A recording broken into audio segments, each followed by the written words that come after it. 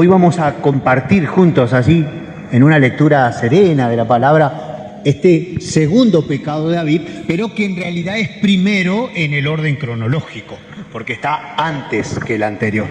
Este quizás sea más conocido, es el pecado que David comete con Betsabé y que después lo lleva a hacer morir a Urías, al esposo de Betsabé. No. Fíjense ustedes, después este pecado y la corrección de Dios va a llevar a David a hacer ese magnífico Salmo 51 que nosotros tantas veces rezamos en la Cuaresma. El miserere, el misericordia, Dios mío, por tu bondad, por tu inmensa compasión. ¿Sí? Pero vamos por partes. Hoy vamos a reflexionar, vamos a leer la palabra en este capítulo 11 y una partecita del 12 del libro de Samuel, segundo libro de Samuel. Insisto, es el primer pecado de David que aparece relatado, aunque nosotros lo miramos después de aquel otro que él cometió al pedirle el censo a sus soldados, no para alabanza de Dios, sino para su propia seguridad. Gente, este segundo pecado entonces aparece ahí en el capítulo 11 y parte del capítulo 12 del libro, el segundo libro de Samuel. Miren, la Biblia tiene esto de ser magníficamente descriptiva de nuestra psicología, ¿no? Cuando leemos los primeros capítulos del Génesis, cuando leemos cualquier pasaje de los patriarcas, de Abraham, de Isaac, de Jacob, de José, de David, del mismo Salomón, obviamente, ¿no? Digo, tiene no solamente que es inspirada por Dios, ya de por sí, ¿no? Sino además una sabiduría humana por parte de quien describe que hace que uno perfectamente pueda mirarse en esos espejos y sentirse descripto. Esto es lo que nos vamos a encontrar, gente, con este capítulo 11, ¿no? Pero antes de entrar al capítulo, fíjense, el padre Martini nos propone mirar la estructura espiritual de David. Y esto es interesante, ¿no? Nosotros, antes que pecadores, somos creyentes, hombres, mujeres, hijos de Dios, y con una estructura humana y espiritual más o menos formada, más o menos elaborada. Y fíjense, ¿no? Cómo David va a aflojar en pequeños detalles que lo van a llevar a embarrarse hasta el caracú, diríamos nosotros, ¿no?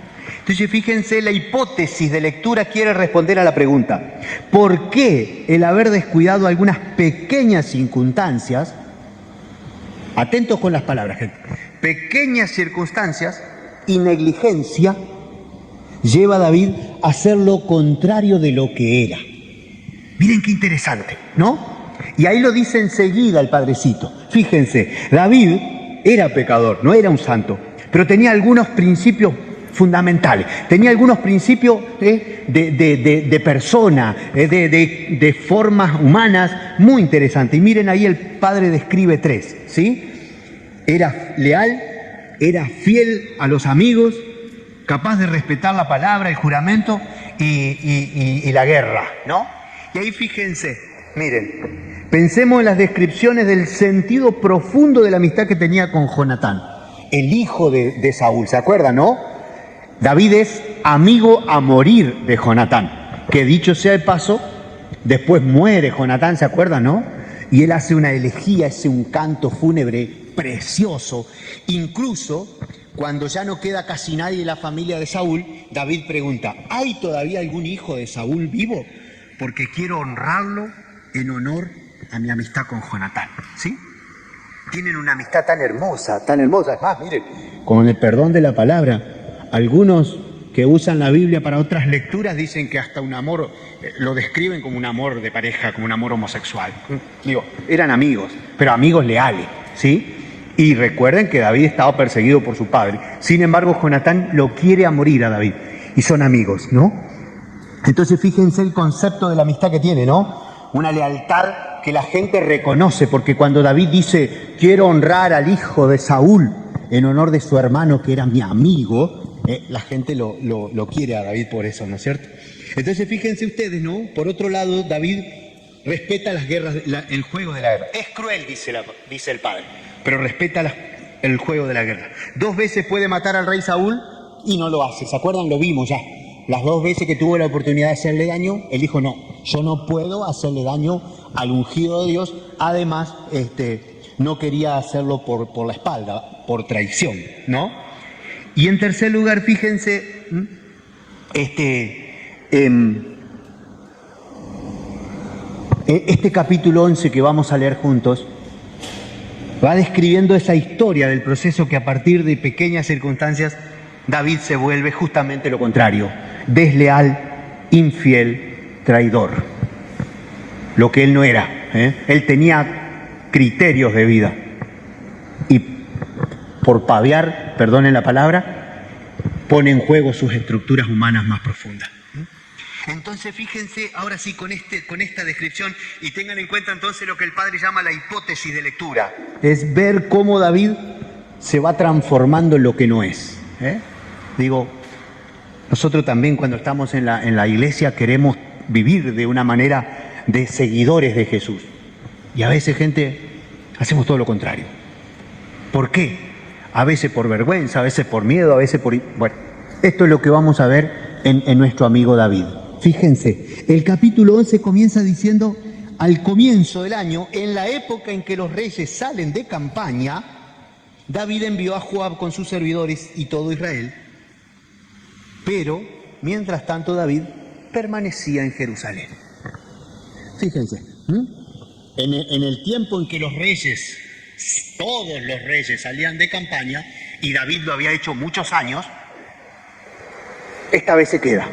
Esta vez no va al frente de su gente a pelear. Esta vez lo manda al general Joab.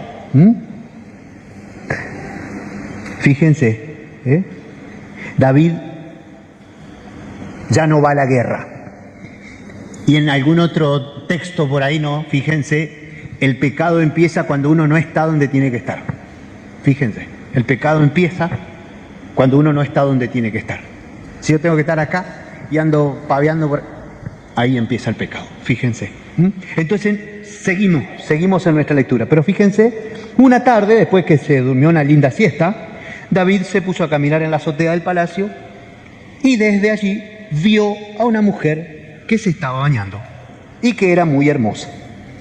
Fíjense, todo empieza como una mirada curiosa. ¿Y esa quién es? ¿Y esa quién es? ¿No? David la ve, le llama la atención la belleza de esa chica y fíjense, el segundo paso es la imprudencia. David mandó preguntar quién era. David mandó averiguar quién era esa mujer y le dijeron, pero si es Betsabé, la hija de Eliam, la mujer de Urías, el soldado hitita. Entonces David mandó unos mensajeros para que se la trajeran. Fíjense, una mirada curiosa, una imprudencia, preguntar y mandar a buscarla, ¿no? ¿Para qué? ¿Para qué, David? Fíjense, ya había decidido en su corazón, dice finamente el padre Martini. Se tentó, diríamos nosotros así, en un lenguaje, perdone las mujeres, parecería como que los hombres nos tentamos nomás. Entonces fíjense, los versos 4 y 5 inmediatamente ya de llamarla a que queda embarazada, fíjense. La mujer vino, David se acostó con ella se volvió a su casa, quedó embarazada y envió a David este mensaje, estoy embarazada. Fíjense. De la mirada a aquella muchacha, todo de golpe está embarazada. Y entonces fíjense, aquí comienza la verdadera historia del pecado de David. Aquí comienza, fíjense, ¿no? Hasta aquí podría ser, digamos, debilidad, estupidez, vanidad, se creía fuerte, se creía superior, pero ahora viene el problema, ¿qué hacer? ¿Y ahora qué hago? Y fíjense cómo David va a tratar de salvar las apariencias, ¿no? De salvarse él, en vez de asumir las consecuencias. Va a tratar de zafar. Entonces, ¿qué hace? Lo manda a llamar al soldado, a Urías. Fíjense, ¿no? Lo manda a traer a Urías, lo invita, le pregunta por la guerra, lo invita a comer y después le dice, anda a tu casa, porque claro, si iba a la casa, estaba en la batalla hace unos meses, dice, este va a tener relaciones con su señora y yo zafo. Pero no, Urías es un tipo con código, ¿eh? Los soldados durante el tiempo que iban en campaña no tenían relaciones. Dice, y fíjense, ¿no? Dice, no puedo ir a estar con mi mujer si todos mis compañeros allá la están peleando y están luchando por el rey y están luchando por nuestro país. Yo no puedo. Fíjense, ¿eh? Incluso fíjense ahí en los versos 10 y 11, cuando le dicen a David, che David, mirá que Urías no fue a la casa, durmió acá afuera con los muchachos, durmió acá afuera del palacio, no bajó a su casa. Entonces David le dice, pero loco, fíjense versos 10 y 11, ¿no? Acabas de llegar de viaje, ¿por qué no bajaste a tu casa? Y miren la respuesta de Urías, ¿eh? Urías dice, el arca Israel y Judá viven en tienda de campaña. Mi señor, mi general y los muchachos acampan a la intemperie. Yo voy a ir a mi casa a acostarme con mi mujer, a beber y a comer. Por la vida del Señor y por tu propia vida, nunca haré una cosa así. Fíjense, Urías aparece como un tipo recto, honesto, que respeta las reglas. Lo que David era. Urías aparece como encarnando el tipo recto, fíjense, ¿no? Y entonces, ¿qué hago? Dice David de nuevo. Segunda vez que David se pregunta, ¿qué hago? David dijo entonces a Urías, quédate aquí todavía y mañana te dejaré partir. Pero hace un segundo intento. Lo invita a cenar, lo empeda, lo emborracha y dice, este medio borracho va a estar con su mujer. Y zafa. Urías no va. Fíjense, Urías no va.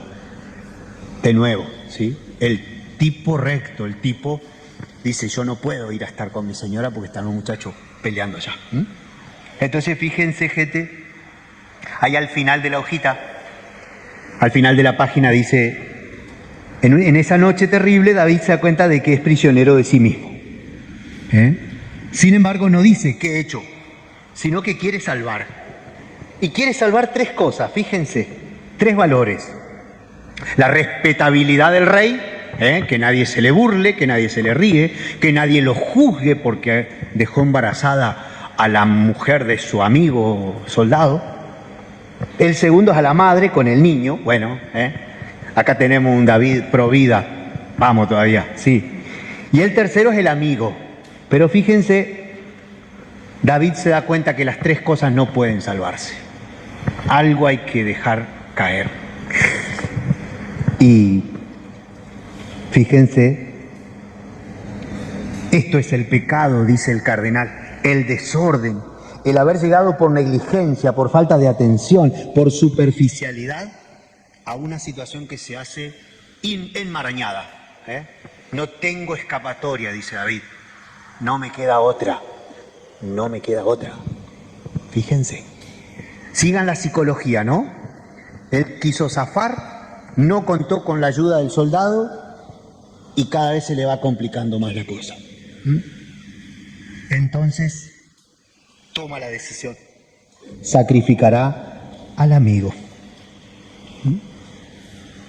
Y entonces fíjense versos 14, 15, 16. A la mañana siguiente David escribió una carta a Joab y se la mandó por medio de Urías. Esto hasta es una ironía, ¿no? Urías lleva una carta donde dicen, a este mátenlo. A este déjenlo solo para que lo maten. Pobre gaucho. Fíjense, acá hay maldad, acá hay perfidia, ¿no? Entonces, en la carta escribe, pongan a Urías en la primera línea donde el combate sea más encarnizado y después déjenlo solo para que sea herido y muera. Fíjense, Joab, el general, efectivamente realiza esto y muere Urías. Fíjense. Pero la cosa no sale como David la pensó. La cosa ya no había vuelta atrás, fíjense. Ya había transado con su amigo, ya había eliminado una de las variables y él quería salvar su respetabilidad, pero también queda entreverada. Miren cómo sigue el relato. Porque Joab le manda a uno de los muchachos para decirle, perdimos una batalla, ¿no? Perdimos una batalla. Murieron unos cuantos servidores del rey. Fíjense. Entonces el rey se enoja, le dice, pero Joab, si ya lo habíamos hablado esto, que no hay que dejarse de... No, rey, dice, pero también murió Uría. Fíjense, de nuevo, ironía, relato fino ahí, ¿sí? David respondió al mensajero, dile a Joab, no te preocupes por lo que ha sucedido. La espada devora hoy a este y mañana a aquel, intensifica el ataque contra la ciudad y destrúyela. Así le devolverás el ánimo. Fíjense, Joab se da cuenta que David estaba haciendo macana. Por eso manda al soldado y le dice, andá y decile que nos mataron a varios. Pero cuando el rey se quiera enojar, decile, pero mirá que murió Urías también. Que era lo que el rey quería. Entonces la respetabilidad del rey queda por el suelo. Joab termina casi burlándose del rey, que era su general más fiel, era su general más de confianza, pero termina burlándose casi del rey ahí porque le dice al servidor, mirá, decile al servidor que andá y decile, contale, qué sé yo, qué sé cuánto, pero el rey seguro que se va a enojar. Fíjense ahí, ¿no? En el verso 20, 21, ¿no? Si él se enfurece y te dice, ¿por qué se acercaron tanto a la ciudad? Decile, pero mirá que también murió Urías, el hitita. Y ahí el rey dice, bueno, no importa, alguno lo matan a veces. Fíjense, se va enterrando cada vez más hondo David, ¿sí? Ya no está su amigo, la respetabilidad del rey queda por el piso, lo único que se salva es, sí, a la chica y al niño, por ahora. Fíjense.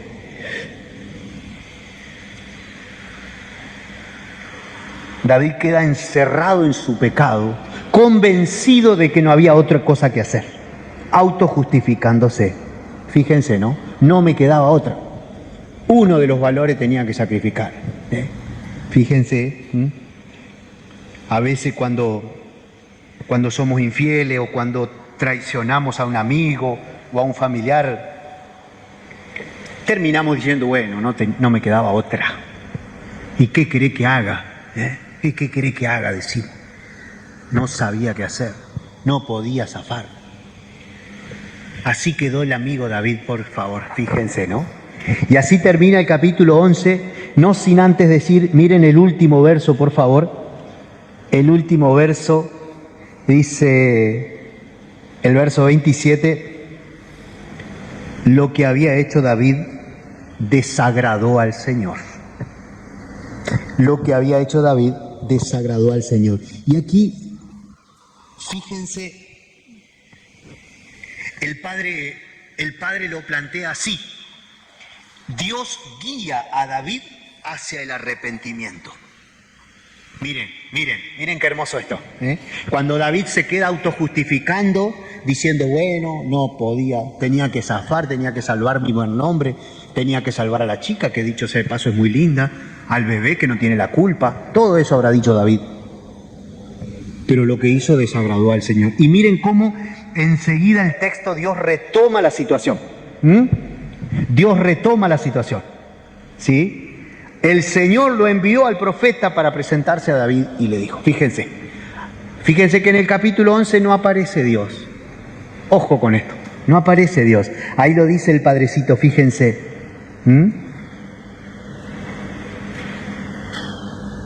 David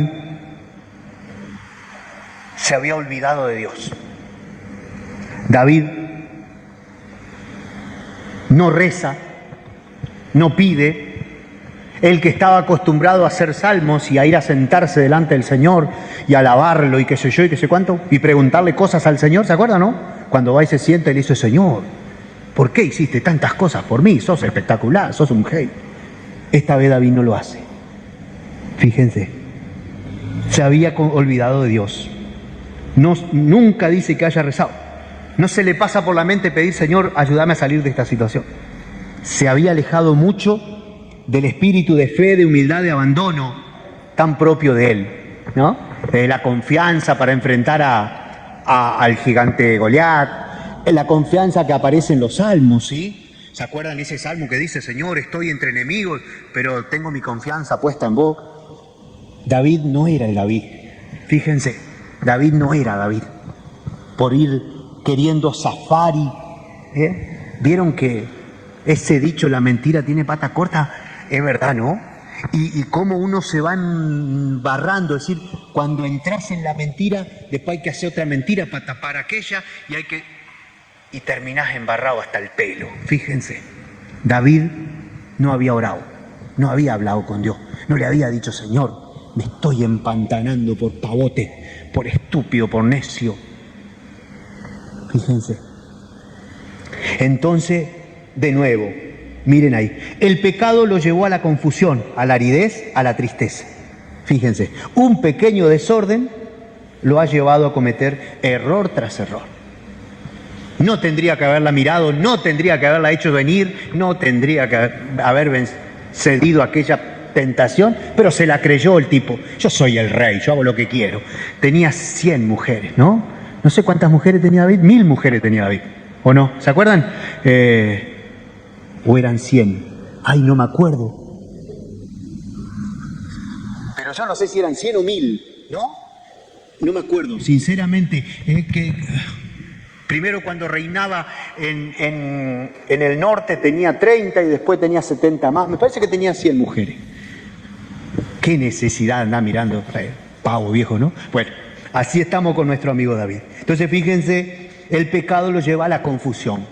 Y te vas encerrando, y ya no pensás, y ya te enojás, y entras a justificarte, y te acusás. Fíjense, la aridez, la tristeza. En el capítulo 12, menos mal, Dios retoma el mando de la historia. Envió el Señor a Natán donde David, Fíjense, si el Señor no lo manda al profeta, David habría permanecido durante toda su vida en la convicción de que había hecho lo menos malo, el mal menor, diríamos nosotros, ¿no? Era lo único que podía hacer, habría dicho David, no me quedaba otra. Pero el Señor quiere el orden, la paz, la verdad, según el Salmo 51. Después lo vamos a rezar, ¿sí? El miércoles que viene lo vamos a rezar juntos. Pero el Salmo 51, en el verso 8, dice justamente esto. A ver si lo encuentro rápidamente. El Salmo 51, verso 8, dice así, miren. La rectitud, ¿se acuerdan, no? Acá está. Salmo 51, entre paréntesis 50. Tú amas la sinceridad del corazón, me enseñas la sabiduría en mi interior.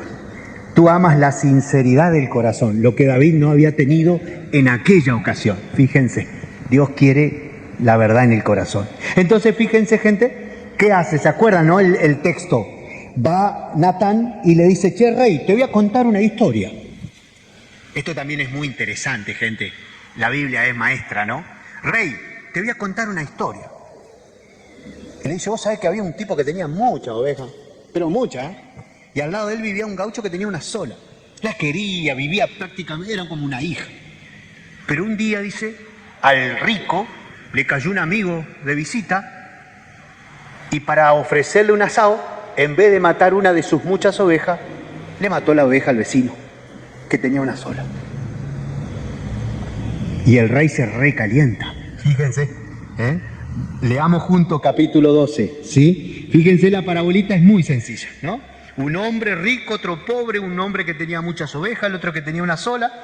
Fíjense, ¿no? Cómo la describe. Crecía junto con él y sus hijos, comía de su pan, bebía de su copa, dormía en su regazo. Era como una hija. Pero llegó un viajero a la casa del hombre rico y este no quiso sacrificar ninguno de su propio ganado, sino que tomó la oveja del pobre y se la comió. Y fíjense la reacción de David. David se enfureció, dijo, pero qué hijo de... David se enfureció y dijo, pero ese tipo es un desgraciado. Por la vida del Señor, ese hombre tiene que morir. Y ahí el profeta le dice, ese tipo sos vos. ¡Fa! Fíjense, ¿no? Fíjense la finura de la palabra. Porque si Natán iba de frente y le decía, rey, te quedaste con la mujer de tu amigo, el seguro que David iba a encontrar una excusa, ¿no? Seguro que David iba a decir, no, pero yo soy el rey, hago lo que quiero, o no, si se murió el otro y ahora la tengo como mujer, pero porque se murió. Seguro que David, si lo encaraba de una, en cambio le contó una historia y lo involucró a David. Y David le salió su buen tipo de adentro y dice, pero qué desgraciado. Ese sos vos, le dice. ¡Fua! Miren, gente, ¿no? Natán le dijo, ese hombre eres tú. Y fíjense, ahí le recuerda, yo te ungí, yo te entregué la casa de mi Señor, puse tus mujeres en sus brazos, sus mujeres en tus brazos, te di todo, hermano. ¿Por qué? Y fíjense el verso 9, ¿no? ¿Por qué has despreciado la palabra del Señor haciendo lo que es malo a sus ojos? Y fíjense cómo el profeta vos mataste a Urías, le dice. Oh, lo habían matado en la guerra, ¿no? Vos mataste a Urías, le dice. Vos pasaste al filo de la espada a Urías el hitita y tomaste a su mujer y a él lo hiciste morir bajo la espada de los amonitas. Tremendo, gente, tremendo. Insisto, ¿no? Capaz que si Natán, y dicho sea de paso, no me fija, está en el lugar de Natán, ¿no? Mirá si Dios nos manda a decir, anda a decir a aquel que hizo tal cosa. Así nos va a hacer. El profeta Natán tuvo que tener uno interesante para encarar la situación. Pero fíjense ustedes, ¿no? La narración continúa con la parábola que reconstruye la verdad en David. David vuelve a ser el de antes. Fíjense, David dice, qué desgraciado ese loco. ¿Sí? Poniéndose de espectador, poniéndose de afuera, escuchando la historia que el profeta le cuenta, dice, pero qué guacho. David vuelve a ser el hombre justo, el hombre recto, el hombre que ama la verdad. Fíjense, esto es muy hermoso, gente, miren. Dios lo libera. Lean conmigo ese parrafito, mitad de la página segunda, ¿no? David vuelve a ser el de antes. Dios los libera en su infinita bondad y delicada psicología, basándose en sus mejores sentimientos, la lealtad, la necesidad de defender la justicia. No es reprochando, ahí falta una N, como lo haríamos nosotros en un caso semejante. Probablemente habría encontrado justificaciones. El llamado no es dirigido al David pecador, sino al David justo, leal, y por eso tiene buen resultado. David se encendió en cólera contra aquel hombre. Y el profeta le dice, ese sos vos, hermano. Ese fuiste vos. Hiciste daño. Mataste a tu amigo, te quedaste con su mujer. La pifiaste, hermano. La pifiaste, le dice Natán. Y fíjense la reacción de David. He pecado contra el Señor. He pecado contra el Señor. Verso 13, la reacción de David es decir, tenés razón. Fíjense, David retoma su estatura espiritual. Sale de la pesadilla y vuelve a encontrar el que sería el camino de salida más sencillo. Más obvio.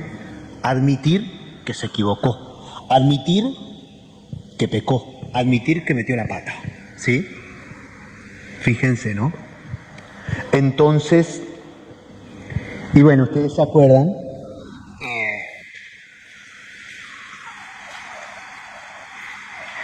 esta parte es más difícil de entender, el final de ese pasaje, el verso 14, ¿no? Dios le dice, porque admitís tu pecado no morirás, pero el niño que te ha nacido morirá. Eso no se entiende, gente.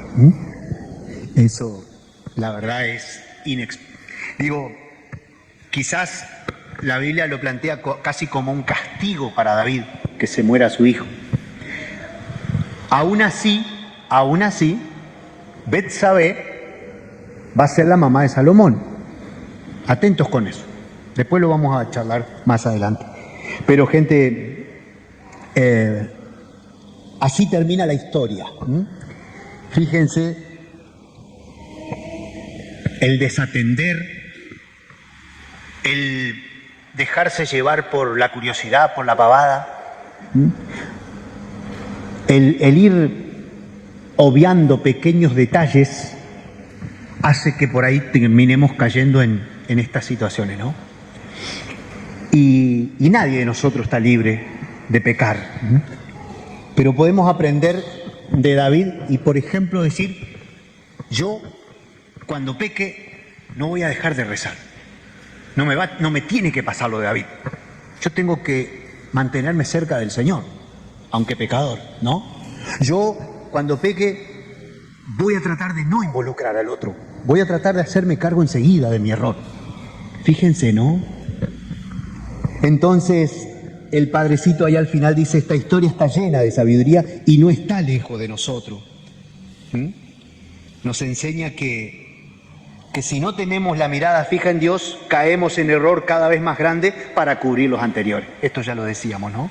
Pero Dios es rico en misericordia e interviene para ayudarnos a reencontrar. Esto se los quiero regalar. El Señor interviene para ayudarnos a reencontrar lo que el Espíritu ha puesto como don en nuestro corazón. El don de la verdad, el amor a la verdad, por la justicia, la lealtad. Fíjense, ¿no? En nuestro corazón vive lo mejor y lo peor de nosotros. El Espíritu es el que pone de relieve la gracia, el don, los valores, ¿sí? ¿Se acuerdan que el otro día hablábamos de los dones sobrenaturales, preternaturales y naturales? Bueno, el Espíritu, cuando le damos espacio, sabe que en nuestro corazón también hay injusticia, miseria, orgullo, soberbia, autosuficiencia. Sí, pero el Espíritu es el que eleva los dones de Dios por encima de nuestros defectos. Por eso fíjense, ¿no? Cuando Jesús en el Evangelio de Mateo, capítulo 15, o en el famoso capítulo 7 de Marcos, ¿se acuerdan?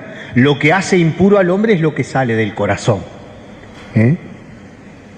Pero también de nuestro corazón puede salir todo lo bueno del Espíritu. Entonces, por eso, ¿no? Una de las enseñanzas que nos llevamos hoy es, insisto, si tenemos la mala suerte de caer en el pecado, no alejarnos de Dios. Es lo de San Juan, lo decíamos el otro día, ¿se acuerdan? Primera carta de Juan. Les escribo estas cosas para que no pequen, pero si pecan, tenemos como abogado a Jesús. Entonces, no se alejen del abogado, no nos alejemos del que puede defendernos. No nos alejemos del que puede transformarnos con su misericordia. Fíjense, ¿no? Porque Dios nos espanta de nuestro pecado. Pero Dios sabe todo y sabe que junto con ese pecado hay un corazón de hijo. Hay un corazón de cristiano que ha sido lleno de dones, llenado. ¿Se acuerdan, no? Carta a los Efesios. Bendito sea Dios que nos ha enriquecido en Cristo con toda clase de bienes espirituales. ¿Sí? Es cierto que está mi humanidad, mi miseria, mi debilidad, mi orgullo, mi soberbia, todo eso es cierto. Pero Dios también ha puesto sus dones en mi corazón. Y si yo dejo que el Espíritu me guíe, me ayude, el Espíritu va a sacar lo mejor de mí, ¿no? Entonces miren, no sé lo que les pasa a ustedes con esto, pero para mí es un anuncio de esperanza. David durante un tiempo se mantiene en la oscuridad, pero el profeta lo lleva a la luz. El profeta lo pone de nuevo en su lugar. Y fíjense, lo dice tan hermosamente el Padrecito, ¿no? Es decir, David, ¿cómo es que lo dice? Claro, la historia que Natán le cuenta es dirigida no al David pecador, sino a un David justo, leal. Y por eso tiene buen resultado. Qué lindo sería que cuando alguno de nosotros comete un pecado, el otro, el hermano, el profeta, nos recuerde todo lo bueno, ¿sí? Cuando uno hace una corrección fraterna, que es tan difícil de hacer, gente, que es tan difícil de hacer, sin embargo, siempre hay que rescatar la obra de Dios en el hermano. Y que justamente, ¿no? Por eso, porque uno ama al hermano, quiere o necesita, o a veces debe, intentar la corrección. Gente, hasta aquí llegó lo nuestro. Les pido que vuelvan a leer este texto, que vuelvan a leer el pasaje del capítulo 11 y esa primera mitad del capítulo 12, como meditando y descubriendo, ¿no? Insisto, dice el Padre y compartimos que tiene una fineza psicológica y espiritual, porque David es ese hombre amado por Dios. ¿Se acuerdan que decíamos el primer día, no? David se sabe amado por Dios. David se sabe protegido. Y por ahí quizás eso lo llevó a confiarse, ¿no? De hecho, en ya no ir a la guerra, en ya no necesitar estar con su soldado, aunque no iba a la guerra el rey, ¿no? Lo dejaban de lejos para que mire, pero tenía que estar ahí, en la batalla. Y él se queda en su casa a dormir la siesta, y después de dormir la siesta andaba tomando unos mates por el balcón ahí, y la ve a la Betsabe, insisto, tenía 100 mujeres, ve una más, y ahí empieza todo, ¿sí? Gente, la palabra de Dios es viva y eficaz. Seguramente querrá llevarnos también a una mirada más profunda de nuestro propio corazón y a una conversión más linda. Dios quiere sacar de nosotros lo mejor de nosotros, que Él mismo lo puso y Él sabe que está allá adentro. Por eso a veces nos invita a convertirnos, que es como correr la mugrecita que nos hace por arriba, o cómo hacerle lugar a la gracia para que podamos vivir mejor. Si ustedes quieren, el miércoles que viene vamos a compartir juntos el Salmo 51, Salmo 50, entre paréntesis 51. Tráiganlo leído si quieren y lo vamos a rezar juntos porque es justamente el paso siguiente, ¿no? Dios lo llama a David a la conversión. David dice: he pecado al Señor, he pecado contra el Señor. Y según dice la tradición, si ustedes quieren, miren en su Biblia, el Salmo 50, dice justamente, este es el Salmo que David rezó después de reconocer su pecado justamente con Betsabé. Miren lo que dice el número 1 del Salmo 51. Salmo de David cuando el profeta Natán lo visitó después de que aquel se había unido a Betsabé. En nuestro texto de hoy, David dice solamente 4 palabras: he pecado contra el Señor. Pero el Salmo dice que después David se explayó delante del Señor diciéndole: misericordia, Dios mío, por tu bondad, mira que soy pecador, lávame, purifícame, me reconozco mi pecado, soy pecador desde la panza de mi madre, Ese precioso Salmo 50, que es también para nosotros una invitación a la vida nueva y a la conversión. Gracias, y el miércoles nos encontramos si Dios quiere.